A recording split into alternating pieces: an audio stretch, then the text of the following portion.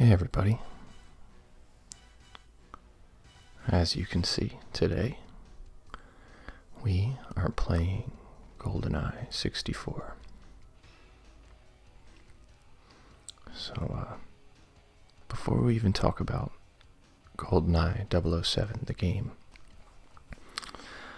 let's talk about GoldenEye, the movie, which is obviously what the game is based on. And before we even get into that, I just want to remind everybody to hit the subscribe button if you enjoy this content. The support really helps keep the channel going, and I really appreciate it. So, as the game gets started, let's talk about the movie. GoldenEye is a 1995 spy film, and the 17th in the James Bond series. It was the first to star Pierce Brosnan as James Bond, who was replacing the spectacular Timothy Dalton. And, well, first of all, if you don't know who James Bond is, then you have so many movies that you need to watch. I recommend kicking that endeavor off with Casino Royale, which was the first of a reboot of the series following a few pretty bad Bond films. Anyway, James Bond is a fictional MI6 agent. MI6 is the secret intelligence service in the UK, kind of like the CIA, but British and better dressed. GoldenEye was the first Bond movie not to use any elements based on the books by Sir Ian Fleming, who was a British writer that came up with this character in his book Casino Royale, published in 1952. And fun fact, along with all of the Bond stories that he wrote, Fleming also wrote Chitty Chitty Bang Bang, a staple in my library as a kid. Even then, though, it was really old. It's a pretty old movie now. Anyway, GoldenEye, it was the first Bond film made after the dissolution of the Soviet Union and the end of the Cold War. And the end of the Cold War, which provided a massive background for the plot. So, speaking of the plot, let's talk a bit about that. This guy, Alec Trevlin, is another MI6 agent. He's coming up at the end of this level here, so I'll be able to point him out. And after we blow up this weapons facility, Trevlin is caught by the guards here and executed. Later we find out that he was actually involved with this shifty operation to blow up London with a satellite that they call the GoldenEye. And when he gets executed coming up, it's actually fake. So he faked his death and was basically running operations of a crime syndicate called Janus with this Soviet general named Yermov, who is the guy that executes him in the upcoming scene. Anyway, Bond spoils their plans with the help of a typical attractive Bond girl who he meets along the way, named Natalia. And Trevlin is played by Sean Bean, so it's pretty safe to assume how his story ends. And London is saved by the two characters, and they make out before the credits roll. And yeah, that's everything in a nutshell. So here he is here. This is Alec Trevlin. Trevlin, glad you could make it, 007. He doesn't sound like Sean Connery. It's Sean Bean. For England, James. So, I don't want to blow him up or else I'll lose. He comes out, you can kind of tell it's Sean Bean. There we go. Yeah, come up here. So my objective's complete, I'll get out of there, but yeah, that's the plot. That should help you understand what's going on a bit, but you should just watch the movie. It's a fun movie, good movie. And now that you got some history on the film and Ian Fleming and stuff, let's talk about this masterpiece we're playing here. If I can get out of this hangar, there we go. GoldenEye 007. They actually tacked the 007 onto the official title. I don't understand why. Probably something to do with intellectual property, maybe. It would have been good just being called GoldenEye. But it's a 1997 first-person shooter developed by Rare, which at the time was known as Rareware. They hadn't shortened their name yet. And was released for the N64. Greatest console of all time.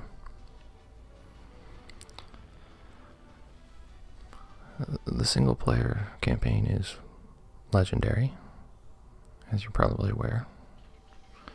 And the multiplayer is what served as the base for first-person shooter multiplayer as we know it today. There was nothing more fun at 9 years old than staying up all night eating junk food and playing 4-player GoldenEye deathmatch. But the single player is what we're playing today. And as you can see, it's a more realistic approach to first-person shooter gameplay when compared to important predecessors like Doom and Quake. It was actually supposed to be more like Sega's Virtua Cop at first, which was a rail shooter. But as the game developed, it turned into this off-rails beauty that we're playing now.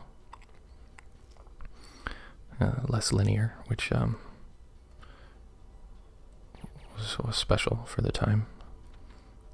They didn't really have a plan going into the different level designs. It just sort of developed as they went along and turned into this beautiful sort of open-optioned game. I loved those rail shooters, though, when I was a kid at the arcade. The light gun was one of the coolest things ever at the time. Looking back, it probably wasn't a great influence on kids, but yeah, I loved it. This here is my least favorite part of this entire game, is using the shoulder button to aim at these locks. This is probably the fastest that I've ever been able to actually get that done. It's just so hard to get it right at the right spot. So let's talk about gameplay, I guess. You go through these different levels, completing objectives, as you've seen me doing this entire video. You rescue hostages, you plant tracking devices, blow up computers, a bunch of different stuff. And we're using the Walter PPK right now, I believe, which is a real gun.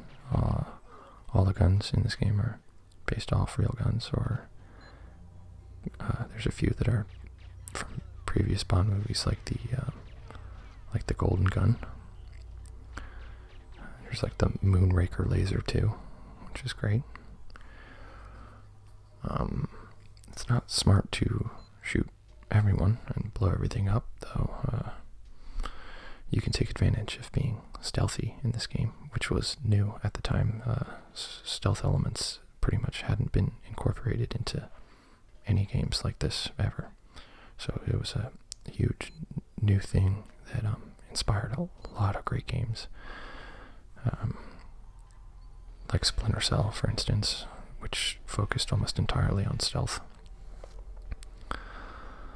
But yeah, you can take advantage of being stealthy and sneak up by people without getting shot up. And once you see the alarm on the left side there, once an alarm like that is triggered, the enemies just respawn and they never stop respawning. So it pays to have a little bit of strategy.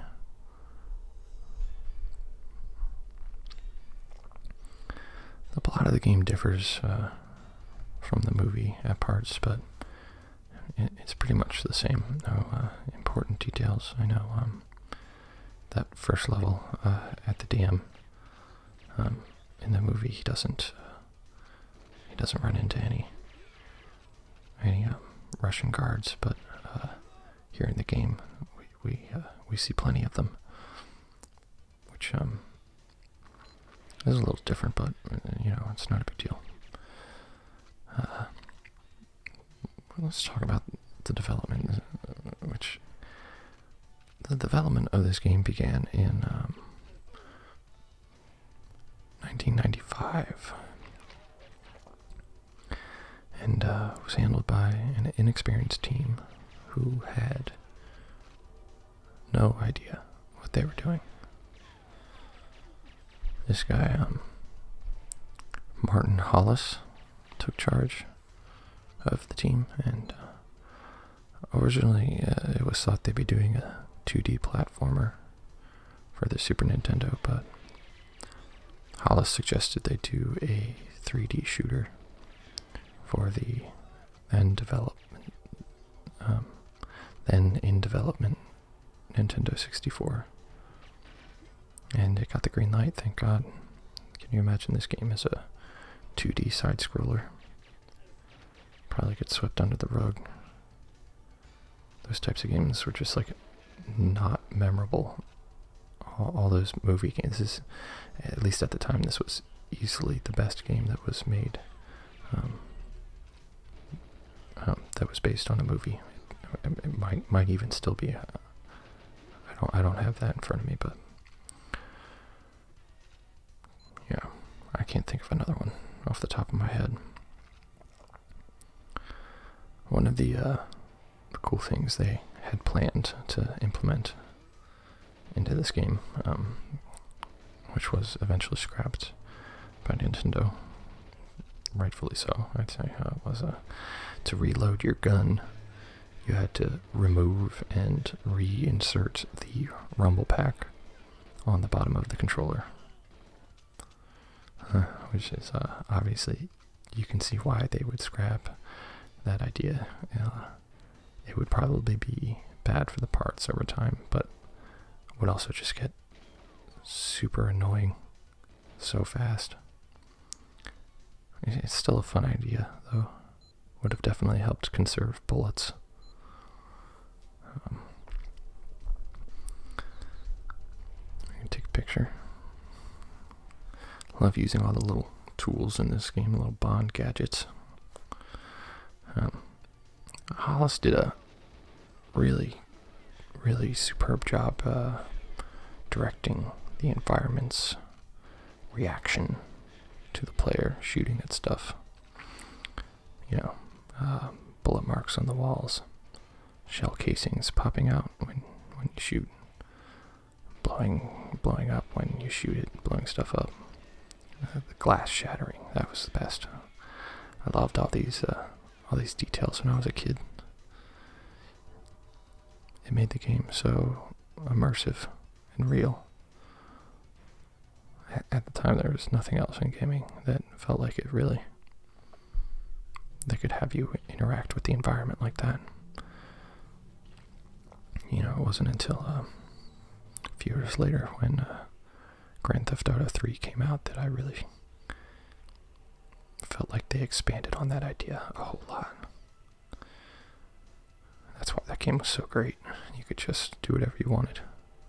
And you had like the whole city reacting to everything you did. So the most impressive thing about the development of this game is that it was only made by 11 people. Hollis originally brought on 3 other guys. You had programmer Mark Edmonds. You had background artist Carl Hilton. And you had character artist B. Jones.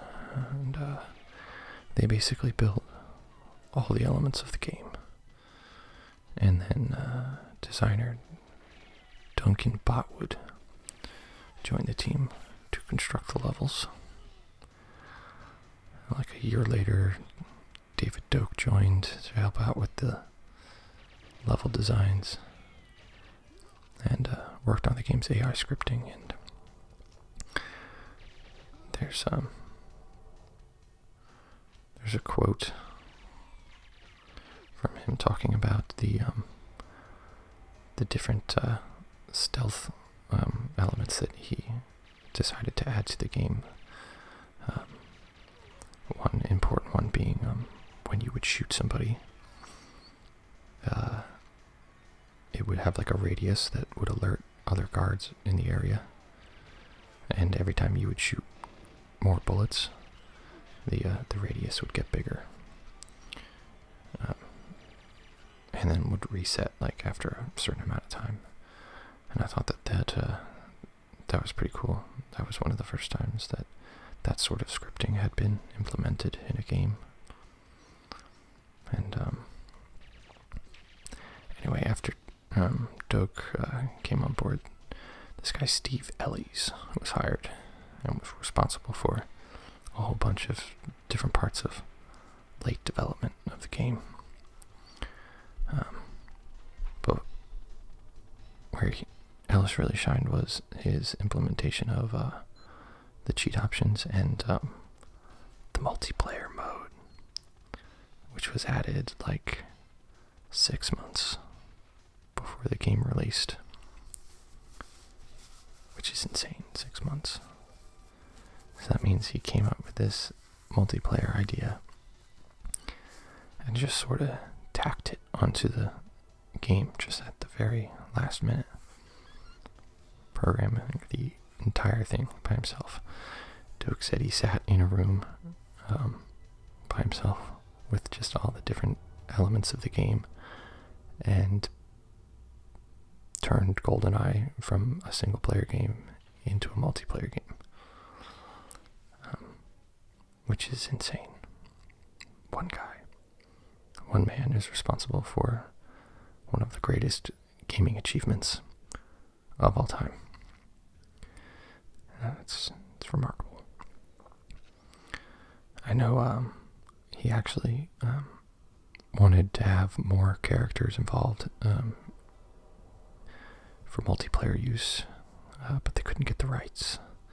They tried to get Sean Connery, but I guess something got tied up and they couldn't get him for his likeness for the characters. Anyway, so Ellie's one of the most important additions to the team in the development of this game. The rest of the guys that were involved were mostly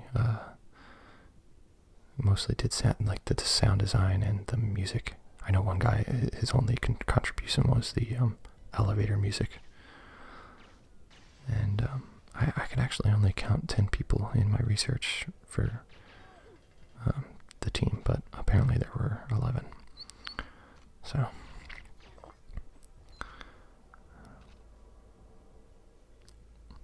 and the sound design was also important. That's what really draws you in.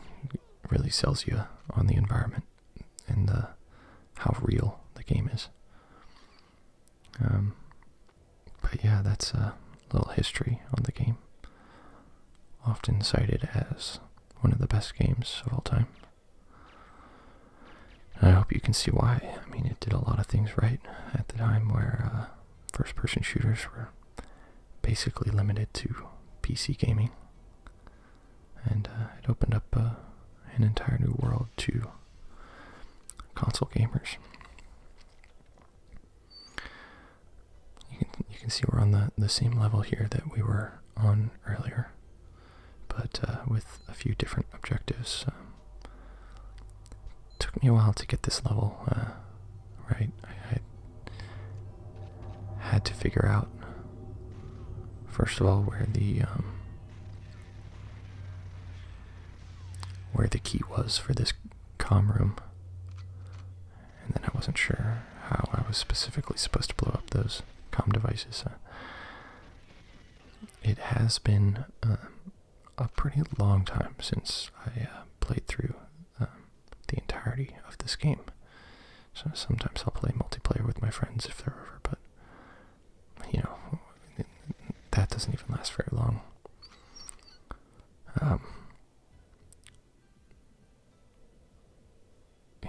But anyway, they obviously repurposed this level with some different objectives, and it feels like a totally different experience. I decided to only do the first half of the playthrough here, which was a difficult decision, but ultimately I thought it would be better to have two separate GoldenEye single-player campaign videos. One soft-spoken and the other whispering, or maybe with no talking and just controller sounds or something. Here we have the intro to Natalia's character. I'm gonna interact with her real quick, get her talking. It appears we're cellmates. I'm trying to karate chop this guy, but he's bent over. Anyway, yeah, for the second video, let me know in the comments what you guys prefer. Whispering, or maybe just another soft-spoken, if that's what you guys like. And then eventually, I almost killed Natalia here. Earlier I killed one of the hostages on the boat. They have a real way of just getting in the way. But yeah, at some point I maybe do a multiplayer video on this too. Not sure how I would get that done. Maybe with bots, maybe not. I would love to figure out if there's some sort of way to play this game online with people. If anybody has any clue about how to get that done, please share, because that would be super awesome.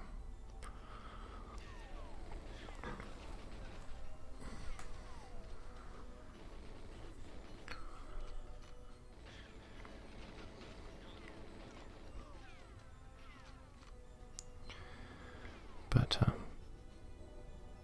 a big reason why I didn't want to include the second half of the playthrough is because a lot of the second half of this game kind of relies on babysitting Natalia at certain different moments, and I wanted to do a clean playthrough, and I always feel like I screw things up and she dies, or I kill somebody that's not supposed to be killed.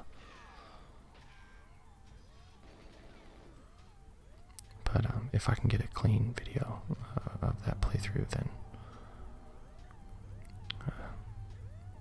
we'll see. Either way, I'm going to post something in the future for the second half of this game. Maybe as a celebration after we hit 1,000 subscribers. So here's the last level that we're going to play. And then we're at the halfway point. And as a kid, this was the level that I would stop playing at. I would get to the end of this level and have no idea what to do. I've said this in previous videos, but you didn't have as easy access to strategy guides back when this stuff came out. I mean, you had to either rely on something being published in Nintendo Power or having a friend that knew how to beat the level. We didn't use the internet much for figuring stuff like this out. I can't even remember if the internet really had anything like this available yet. I don't think it did in 1997, but I could be wrong. There could have been some websites. Either way, I would get to around here, didn't really understand at 9 years old that I had to really pay attention to reading these objectives thoroughly. It was pretty much just like, okay, I blow this up, or I go and I kill this guy, or I get this key. But there were different parts of this level here. Not even mentioning how confusing this level is. It's a complete mess. Like when the development team talked about not building anything linear, this is just, it almost looks like they just threw a whole bunch of different things that they designed onto a big open map and just expected you to know where to go. But I would get to this part here. You wait at the Lenin statue. And then the big reveal comes up. Janice shows up.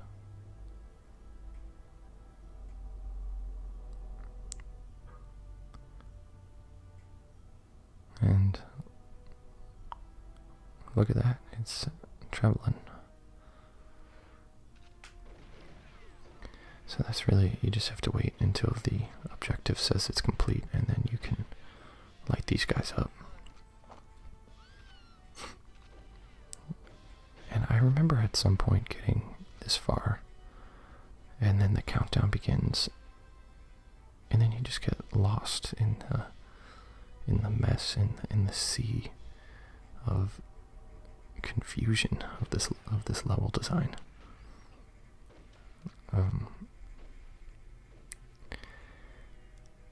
But I think the worst part of and I'm complaining a lot, but it's my least favorite level. The worst part is after we get up to the end of the level.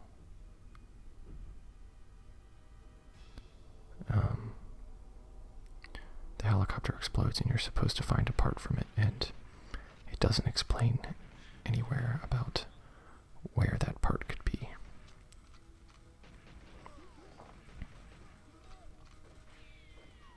So you just kind of have to look around for it as the time runs out, and I could never figure it out.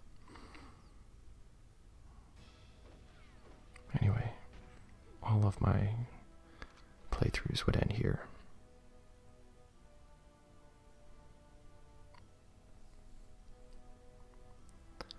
But not today, because today we have the internet.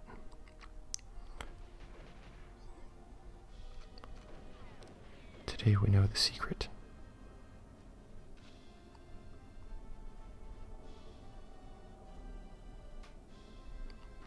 So, finally made it to the beginning of the level again. Make our way up to the helicopter where Natalia's passed out, gotta wake her up. Suddenly, oh no, there's only 15 seconds.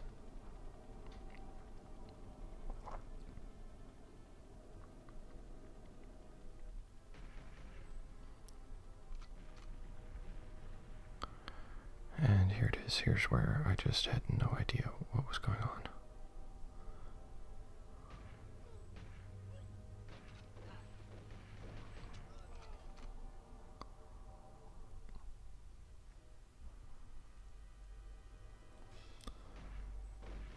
But after a little research, you just come down here and you look around for it. And a bunch of guys, and there we go. There's the helicopter part.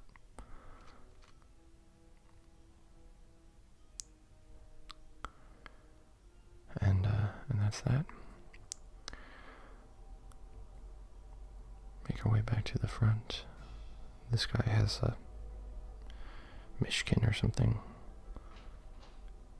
Has a lot to say, but just gonna ignore him and walk through here, and that's gonna be where we're gonna end the video today. I want to thank everybody for watching. Leave a comment, a like, and subscribe if you want to see more. Thanks. Good night.